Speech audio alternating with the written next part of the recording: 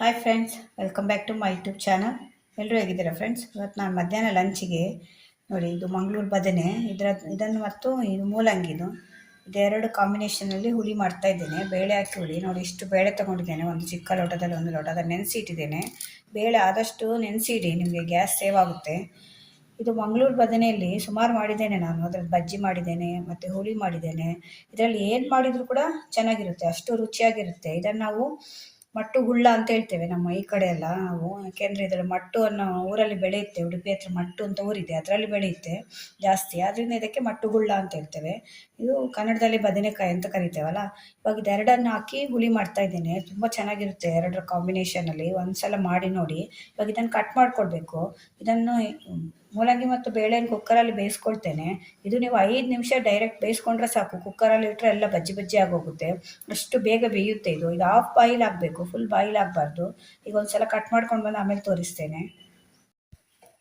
ನೋಡಿ, ಎಲ್ಲ ಕಟ್ ಮಾಡ್ಕೊಂಡಿದ್ದೇನೆ. ನೋಡಿ, ಬದನೆಕಾಯಿನ ಈ ರೀತಿ ಕಟ್ ಮಾಡಿ ನೀರಲ್ಲಿ ಹಾಕಿಡ್ಬೇಕು, ಇಲ್ಲಾಂದರೆ ಕಪ್ಪಾಗುತ್ತೆ. ಮತ್ತು ಒಳಗಡೆ ಎಲ್ಲ ಕೆಲವೆಲ್ಲ ಆಳಿರುತ್ತೆ, ನೋಡ್ಕೊಂಡು ಕಟ್ ಮಾಡ್ಕೊಳ್ಬೇಕು. ಈ ರೀತಿ ನೋಡಿ, ಎಲ್ಲ ಹುಳ, ಕೆಲವದ್ರಲ್ಲಿ ಹುಳ ಬಂದಿರುತ್ತೆ. ಹುಳ ಏನಿರಲ್ಲ, ಆದರೆ ಒಂದು ಸ್ವಲ್ಪ ಆಳಾಗಿರುತ್ತೆ. ಅದರಿಂದ ನೋಡ್ಕೊಂಡು ಕಟ್ ಮಾಡ್ಕೊಳ್ಬೇಕು ಕಟ್ ಮಾಡುವಾಗ.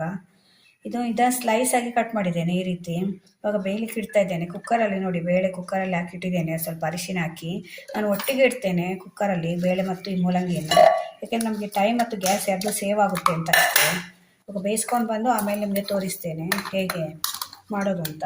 ಈ ರೀತಿ ಮಧ್ಯದಲ್ಲಿ ಇಟ್ಟರೆ ಆಯಿತು. ಬೇಳೆಗೆ ಮಧ್ಯದಲ್ಲಿ ಹೀಗೆ ಪಾತ್ರೆ, ಸಣ್ಣದೊಂದು ಚಿಕ್ಕ ಪಾತ್ರೆ ಏನಾದರೂ ತಗೊಂಡು ಮಧ್ಯದಲ್ಲಿ ಇಟ್ಟು ಒಟ್ಟಿಗೆ ಬೇಯಿಸ್ಕೊಂಡ್ರೆ ಬೇಗ ಆಗೋಗುತ್ತೆ. ನಿಮಗೆ ಗ್ಯಾಸ್ ಕೂಡ ತುಂಬ ಸೇವ್ ಆಗುತ್ತೆ. 2-3 ವಿಸಿಲ್ ಬರುತ್ತೆ, 10-15 ನಿಮಿಷದಲ್ಲಿ ಆಗೋಗುತ್ತೆ. ಇದನ್ನು ನಾನು ಕುಕ್ಕರಲ್ಲಿ ಇಡಲ್ಲ, ಹಾಗೆ ಡೈರೆಕ್ಟ್ ಬೇಯಿಸ್ಕೊಳ್ತೇನೆ. ಯಾಕಂದ್ರೆ ಒಂದು 5 ನಿಮಿಷ ಸಾಕು, 5 ನಿಮಿಷದಲ್ಲಿ ಇದು ಬೆಂದೋಗುತ್ತೆ. ಬೇಳೆ ಮತ್ತು ಮೂಲಂಗಿ ಬೆಂದಿದೆ. ಈ ಕಡೆ ಬದನೆಕಾಯಿ ಕೂಡ ಬೇಯಿಸ್ಕೊಂಡಿದ್ದೇನೆ. ನೋಡಿ, ಒಂದು 5 ನಿಮಿಷ ಬೇಯಿಸ್ಕೊಂಡಿದ್ದೆ ಅಷ್ಟೇ. ಎಷ್ಟು ಬೆಂದಿದೆ ನೋಡಿ.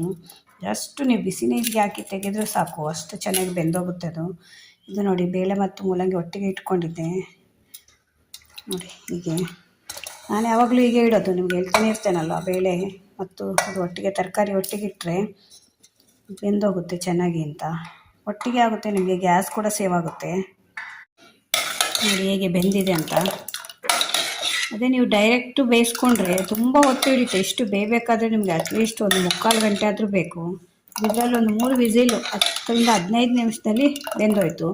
ಅದು ನೆನೆಸಿ ಕೂಡ ಇಟ್ಟಿರ್ತೇನಲ್ಲ, ಅದರಿಂದ ಬೇಗ ಬೇಯುತ್ತೆ. ಅದರಿಂದ ಗ್ಯಾಸ್ ತುಂಬ ಸೇವ್ ಆಗುತ್ತೆ. ನಿಮಗೆ ಒಂದು ತಿಂಗಳು ಬರೋ ಗ್ಯಾಸ್ ನಿಮಗೆ ಆಲ್ಮೋಸ್ಟ್ ಒಂದು 15-20 ದಿನ ಜಾಸ್ತಿ ಬರುತ್ತೆ ಹೀಗೆ ಮಾಡಿದರೆ. ಈಗ ಬಂದಿದ್ದು ಹುಳಿ ಮಾಡ್ಕೊಳ್ಳೋಣ ಅಂತ ಪಾತ್ರೆಗೆಲ್ಲ ಶಿಫ್ಟ್ ಮಾಡಿ ಹುಳಿ ಕೂಡ ನೆನೆಸಿ ಇಟ್ಕೊಂಡಿದ್ದೇನೆ. ನೋಡಿ, ಹುಣಸೆ ಹುಳಿ ಇಷ್ಟು ನೆನೆಸಿ ಇಟ್ಕೊಂಡಿದ್ದೇನೆ. ಇವಾಗ ಇದರ ರಸ ತೆಗಿಬೇಕು. ತುಂಬ ಚೆನ್ನಾಗಿರುತ್ತೆ ಹುಳಿ ಇದು. ನೋಡಿ, ಈಗ ಬೇಳೆ ಮತ್ತು ಮೂಲಂಗಿ ಹಾಕಿ ಕುದಿಲಿಕ್ಕೆ ಇಟ್ಟಿದ್ದೇನೆ. ನಾನು ಬೇಳೆ ಬೇಯುವಾಗಲೇ ಅರಿಶಿನ ಹಾಕಿದ್ದೇನೆ. ಇವಾಗ ಇದಕ್ಕೊಂದು ಸ್ವಲ್ಪ ಉಪ್ಪು ಹಾಕ್ತಾ ಇದ್ದೇನೆ. ಇದು ಕಲ್ಲುಪ್ಪಾದ್ರಿಂದ ನಾನು ಒಂದು ಕಾಲು ಸ್ಪೂನ್ ಹಾಕ್ತಾ ಇದ್ದೇನೆ. ಯಾಕೆಂದರೆ ಇದು ಒಮ್ಮೆಲೆ ಜಾಸ್ತಿ ಆಗುತ್ತೆ. ನೀವು ಪುಡಿ ಉಪ್ಪಾದರೆ ಒಂದು 2 ಸ್ಪೂನ್ ಹಾಕ್ಕೊಳ್ಳಿ. ನಾನು ಮತ್ತೆ ಇವಾಗ ಒಂದು ಸ್ವಲ್ಪ ಅರಿಶಿನ ಹಾಕ್ತಾ ಇದ್ದೇನೆ, ಒಂದು ಚಿಟಿಕೆ.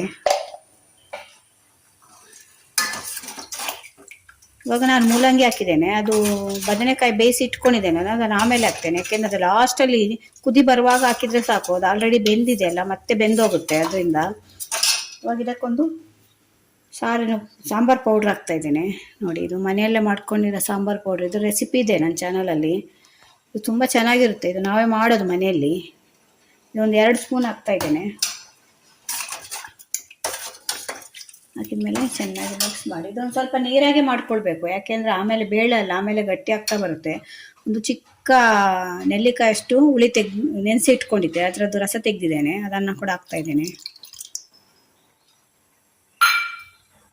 ಹುಣಸೆಹಣ್ಣು ಹಾಕಿದ್ಮೇಲೆ ಒಂದು ಚೆನ್ನಾಗಿ ಮಿಕ್ಸ್ ಮಾಡ್ಕೊಳ್ಳಿ. ಇವಾಗ ಇದಕ್ಕೊಂದು ಚಿಕ್ಕ ಪೀಸ್ ಬೆಲ್ಲ ಹಾಕ್ತಾ ಇದ್ದೇನೆ.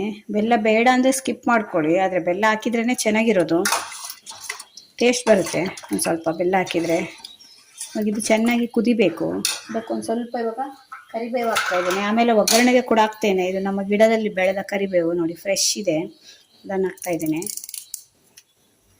ತುಂಬ ಒಳ್ಳೆಯದು ಇದು ಕರಿಬೇವು, ನಿಮಗೆ ಕಣ್ಣಿಗೆ, ಕೂದಲಿಗೆ, ಸ್ಕಿನ್ನಿಗೆ. ಆದಷ್ಟು ನೀವು ಎಷ್ಟು ಕರಿಬೇವು ಯೂಸ್ ಮಾಡ್ತೀರಿ ನೋಡಿ, ಅಷ್ಟು ನಿಮ್ಮ ಕೂದಲು ಚೆನ್ನಾಗಿರುತ್ತೆ, ನಿಮ್ಮ ಸ್ಕಿನ್ನು ಕೂಡ ಅಷ್ಟೇ. ಈಗ ಮುಚ್ಚಿಟ್ಟಿದೆ, ಕುದೀತಾ ಇರುತ್ತೆ ನೋಡಿ. ಹೇಗೆ ಕುದೀತಾ ಇದೆ. ನೀವು ಮುಚ್ಚಿಟ್ರೆ ಬೇಗ ಕುದಿಯುತ್ತೆ ಅದು. ನೀವು ಓಪನ್ ಇಟ್ಟರೆ ತುಂಬ ಹೊತ್ತು ತಗೊಳುತ್ತೆ. ಅದನ್ನು ಮುಚ್ಚಿಡ್ತೇನೆ. ನೋಡಿ ಕುದೀತಾ ಇದೆ. ಒಳ್ಳೆ ಘಮ ಬರ್ತಾ ಇದೆ. ಒಂದ್ಸಲ ಮಾಡಿ ನೋಡಿ ಹೇಗೆ ಕಾಣ್ತಿದೆ ನೋಡಿ. ಇವಾಗ ಲಾಸ್ಟಲ್ಲಿ ನಾನು ಬದನೆಕಾಯಿ ಇದೆ ಅಲ್ಲ, ಇದು ಬೇಯಿಸಿ ಇಟ್ಕೊಂಡಿದ್ದೆ. ಇದು ಇನ್ನೂ ಸ್ವಲ್ಪ ಕಡಿಮೆ ಬೆಂದರೂ ಆಗುತ್ತೆ. ಇದೊಂದು ಸ್ವಲ್ಪ ಜಾಸ್ತಿನೇ ಬೇಯಿತ್ತು. ನಾನು ಆ ಕಡೆ ಈ ಕಡೆ ಹೋಗುವಾಗ ಇಟ್ಟು ಹೋಗಿದ್ದೆ. ಅದನ್ನು ನೀವು ಇನ್ನೂ ಸ್ವಲ್ಪ ಕಡಿಮೆನೇ ಬೇಯಿಸ್ಕೊಳ್ಳಿ. ಇದನ್ನು ಲಾಸ್ಟಲ್ಲಿ ಹಾಕ್ತಾ ಇದ್ದೇನೆ. ಅದಕ್ಕೆ ನಾನು ಹೇಗಿದೆ ನೋಡಿ. ಇದು ಹಾಕಿದ್ಮೇಲೆ ಒಂದು 2 ಕುದಿ ಬಂದರೆ ಸಾಕು, ಜಾಸ್ತಿ ಬೇಡ. ಯಾಕೆಂದರೆ ಆಲ್ರೆಡಿ ಬೆಂದಿದೆ ಅಲ್ಲ. ಇವಾಗ ಲಾಸ್ಟಲ್ಲಿ ನಾನು ಕೊತ್ತಂಬರಿ ಸೊಪ್ಪು ಕೂಡ ಹಾಕ್ತಾ ಇದ್ದೇನೆ. ನೀವು ಬಿಸಿ ಅನ್ನಕ್ಕೆ ಹಾಕೊಂಡು ಊಟ ಮಾಡ್ತಾ ಇದ್ರೆ ರಾಗಿ ಮುದ್ದೆಗೆಲ್ಲ ತುಂಬ ಚೆನ್ನಾಗಿರುತ್ತೆ. ಒಂದ್ಸಲ ಟ್ರೈ ಮಾಡಿ ನೋಡಿ. ಮೂಲಂಗಿ ಮತ್ತು ಬದನೆಕಾಯಿ ಕಾಂಬಿನೇಷನಲ್ಲಿ ಎರಡೂ ಒಳ್ಳೆ ತರಕಾರಿ. ಮೂಲಂಗಿಯಲ್ಲಿ ಕೂಡ ನಾರಿನಾಂಶ ಜಾಸ್ತಿ ಇರುತ್ತೆ, ನೀರಿನಾಂಶ ಕೂಡ ಇರುತ್ತೆ. ಹೆಲ್ತಿಗೆ ತುಂಬ ಒಳ್ಳೇದು. ಕಾನ್ಸ್ಟಿಪೇಷನು, ಪೈಲ್ಸ್ ಎಲ್ಲ ಇದ್ದವರು ಆದಷ್ಟು ಮೂಲಂಗಿ ತಿನ್ನಬೇಕು ಅಂತಾರೆ. ಅದು ಘಮ ನೋಡಿಯೇ ನಮಗೆ ಹಸು ಆಗ್ತದೆ, ಊಟ ಮಾಡಬೇಕು ಅನ್ನಿಸ್ತಾ ಇದೆ. ಅಷ್ಟು ರುಚಿಯಾಗಿರುತ್ತೆ. ಇವಾಗ ಇದು ಜಾಸ್ತಿ ಕುದಿಯೋದು ಬೇಡ, ಒಂದು 2 ಕುದಿ ಬಂದರೆ ಆಫ್ ಮಾಡ್ತೇನೆ ನಾನಿವಾಗ ಲಾಸ್ಟಲ್ಲಿ ಒಂದು ಸ್ವಲ್ಪ ಇದಕ್ಕೆ ಹಿಂಗೆ ಹಾಕ್ತೇನೆ ಮತ್ತು ಒಗ್ಗರಣೆಗೆ ಕೂಡ ಸ್ವಲ್ಪ ಹಿಂಗೆ ಹಾಕ್ತೇನೆ.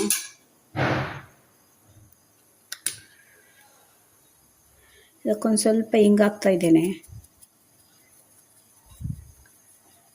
ಹಿಂಗು ಮತ್ತು ಕೊತ್ತಂಬರಿ ಸೊಪ್ಪು ಹಾಕಿದ್ಮೇಲೆ ಜಾಸ್ತಿ ಕುದಿ ಬರಬಾರ್ದು. 2 ಕುದಿ ಬಂದರೆ ಸಾಕು. ಇದನ್ನು ಒಂದು 2 ನಿಮಿಷ ಮುಚ್ಚಿಡ್ತೇನೆ. ನೋಡಿ ಆಯಿತು. ಇಷ್ಟು ಕುದಿ ಬಂದರೆ ಸಾಕು. ತುಂಬ ಕುದಿ ಬಂದರೆ ಅದೆಲ್ಲ ಮತ್ತು ಕಲಡಿ ಹೋಗುತ್ತೆ. ಇದು ಬದನೆಕಾಯಿ ಆಲ್ರೆಡಿ ಬೆಂದಿದೆ ಅಲ್ಲ, ಇಷ್ಟು ಕುದಿ ಬಂದರೆ ಸಾಕು. ಈಗ ನಮ್ಮದು ಬದನೆಕಾಯಿ ಮತ್ತು ಮೂಲಂಗಿ ಸಾಂಬಾರು ರೆಡಿಯಾಗಿದೆ. ಬೇಳೆ ಸಾಂಬಾರು ತುಂಬ ಚೆನ್ನಾಗಿರುತ್ತೆ ಫ್ರೆಂಡ್ಸ್. ಒಂದ್ಸಲ ಟ್ರೈ ಮಾಡಿ ನೋಡಿ. ನಾನು ಹೇಳೋದು ಅಂತಲ್ಲ, ನೀವು ಮಾಡಿದರೆ, ನೀವು ಮಾಡ್ಕೊಂಡು ತಿಂದರೆ ನಿಮ್ಗೆ ಅದು ರುಚಿ ಗೊತ್ತಾಗುತ್ತೆ. ಅಷ್ಟು ತುಂಬ ರುಚಿ ಇರುತ್ತೆ.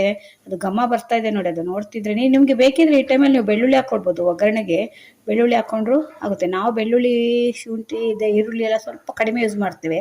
ಇದರಲ್ಲೂ ಬೆಳ್ಳುಳ್ಳಿ ತುಂಬ ಕಡಿಮೆ ಯೂಸ್ ಮಾಡ್ತೇವೆ. ಈಗ ಕುದಿ ಬಂದಿದೆ ಸಾಕು ಅಂತ ಇದು ಕುದಿ. ಯಾಕೆಂದರೆ ಆಲ್ರೆಡಿ ಎಲ್ಲ ಬೆಂದಿದೆ ಅಲ್ಲ.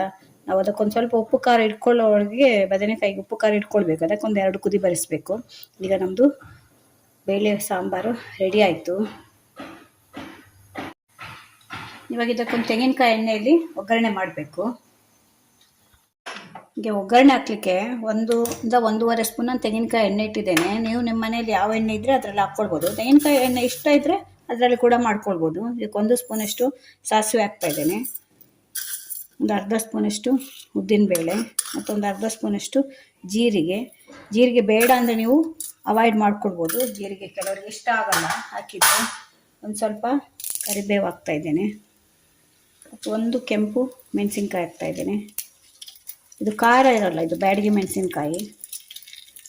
ಮತ್ತು ಇದಕ್ಕೆ ಒಂದು ಸ್ವಲ್ಪ ಮತ್ತೆ ಹಿಂಗೆ ಹಾಕ್ತಾ ಇದ್ದೇನೆ. ಆಲ್ರೆಡಿ ಅದಕ್ಕೊಂದು ಸ್ವಲ್ಪ ಹಾಕಿದ್ದೆ. ತೆಂಗಿನಕಾಯಿ ಎಣ್ಣೆಯಲ್ಲಿ ಹಾಕೋದ್ರಿಂದ ಅದು ಫ್ಲೇವರೇ ತುಂಬ ಚೆನ್ನಾಗಿರುತ್ತೆ ಮತ್ತು ರುಚಿ ಕೂಡ ಚೆನ್ನಾಗಿರುತ್ತೆ.